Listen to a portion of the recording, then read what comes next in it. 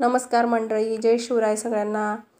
आणि आज मी बनवणार आहे बटाट्याचे पराठे। तर इकडे 5-6 मिरच्या घेतलेल्या आहे आणि ह्या तिखटवाल्या मिरच्या आहे, लसणाचे कांडे घेतलेले आहे 10-12 आणि थोडेसे जिरे घेतलेले आहे मोठ्या चमच्याने, अर्धा चमचा समजा प्रमाणात। आणि 5-6 बटाटे मी मोठे मोठे उकडून घेतलेले।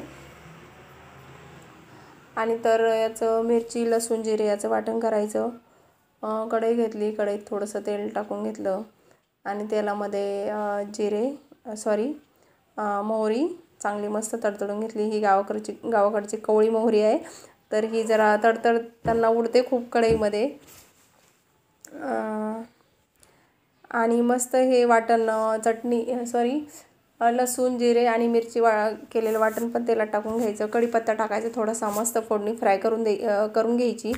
फोडणी चांगली फ्राय करायची। कोणी कच्चं पण टाकतंय, पण ते ना कच्ची टेस्ट मला नाही चांगली लागत, तर मी असंच पूर्ण चटणी वगैरे फ्राय करून घेते। लसूण कढीपत्ता आणि मिरची वगैरे छान फ्राय झाली की छान टेस्ट लागते पराठ्याची। आणि पूर्ण हे फ्राय झाल्यावर आपण जे बटाटे हे करून ठेवलेले वाफून ते बारीक चांगले मॅश करून घ्यायचे। आणि थोडीशी हळद, गरम मसाला, थोडंसं मिरची पावडर टाकायचं असलं टाकायचं, कारण की तिखटवाल्या मिरच्या घातलेल्या आहे, पण तशी पण टेस्ट छान लागते। हिरव्या मिरच्या टाकल्या नुसत्या नाही, तुम्ही मिरची पावडर टाकलं तरी पण।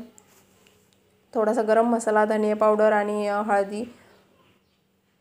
आणि पहिलंच मी ओवा घालून पीठ भिजवून घेतलेलं आहे पराठ्यासाठी। हे सगळं टाकून घ्यायचं, मस्त फोडणी फ्राय होऊ द्यायची आणि बटाटे त्यात टाकून घ्यायचे आणि गॅस बंद करायचा आणि पूर्ण बटाटे परतवायचे आपल्या फोडणीमध्ये मस्तपैकी। पूर्ण एकजीव झाला पाहिजे मसाल्यांचा आणि बटाट्याचा। आणि चवीप्रमाणे मीठ टाकून घ्यायचं आणि पूर्ण व्यवस्थित परतवायचं, म्हणजे मिश्रण एकत्र होईल।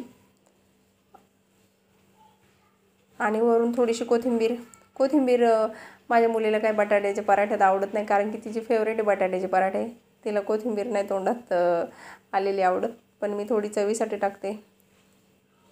तर तुम्ही नक्की हे साध्या सोप्या पद्धतीने हे पराठे नक्की ट्राय करून बघा। आणि कोणी कच्चे हे टाकते, लसूण मिरची जिरे हे कच्चं टाकतात सामग्री, कांदा पण टाकतात, तर ठीक आहे, पण ते मला नाही कांदा वगैरे आवडत पराठ्यामध्ये। तर अशा पद्धतीने एकदा करून बघा, मस्त लागतात आणि एकदम टेस्टी लागतात।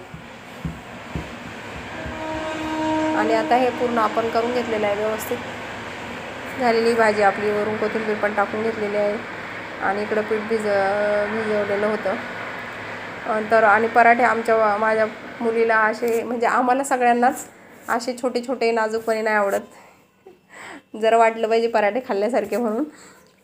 तर इकडं हे घेतलेलं आहे, आपण जसं पुरणपोळीला घेतो ना तसंच गव्हाचं पिठाचा उंडा घेतलेला आहे, थोडासा गोळा घेतलेला आहे छोटासा, आणि छोटासा नाही मोठाच म्हणले तरी चालेल। आणि त्याच प्रमाणात हे घेतलेलं आहे मी बटाट्याचं बटाट्याचं हे पण घेतलेलं आहे, भाजी बटाट्याची, त्या हिशोबाने पिठाच्या हिशोबाने। आणि असं जाड म्हणजे थोडं जाड पराठा, म्हणजे त्यात खूप असं पुरणपोळीत कसं आपल्याला खूप पुरण असते, नुसतं वरती लेअर असते पिठाची, तसंच हे पण पराठा पण आवडतो आम्हाला। आणि असे मस्त खरपूस भाजलेले वरून, तर ते घेतलेलं आहे। आणि इकडे मस्त पोळी लाटून घेतलेली आहे, पूर्णपणे प्रेस झालेले आहे बटाटा त्यात। आणि मस्तपैकी असा खरपूस आलटून पलटून आणि छान खरपूस भाजून घ्यायचा पराठा। आणि खरंच पंजाबी लोक खूप खातात बटाट्याचे पराठे, पण आपल्याकडे जास्त खातच नाही। पण आमच्या घरी आठवड्यातून एकदा तरी बटाट्याचे पराठे पाहिजे, कारण की माझ्या मुलीचे फेवरेट आहे बटाट्याचे पराठे। तिच्या वडिलांना नाही आवडत, पण तरी पण तिच्यामुळे मी करतेच। आणि छान लागते, दह्यासोबत पण छान लागते, तुम्ही नुसते खाल्ले तरी पण छान लागते। अशा प्रकारे जर भाजी केली ना ह्या पद्धतीने, तर नुसता पराठा खाल्ला तरी पण छान लागतो। आणि दह्यासोबत तर मग पाहिजेच काम नाही, घरचं दही असलं तर अजून छान। लोणच्यासोबत पण खाऊ शकतात तुम्ही, कोणी लोणच्यासोबत खाते, कोणी दह्यासोबत खाते, आणि नुसता पण खाल्ला गरम गरम तरी पण छान लागतो। आणि मी इकडे तेल लावून घेतलेलं आहे पराठ्याला, तेल लावलेले, तुम्ही तूप पण वापरू शकता तुमच्या हिशोबाने, पण छान लागतात। आणि नक्कीच आपली रेसिपी एकदा ट्राय करून बघा, अशा प्रकारे करा। आणि मी कधी ना वाटणामध्ये अद्रक पण टाकते, अद्रक टाकले तर अजून छान टेस्ट येते, पण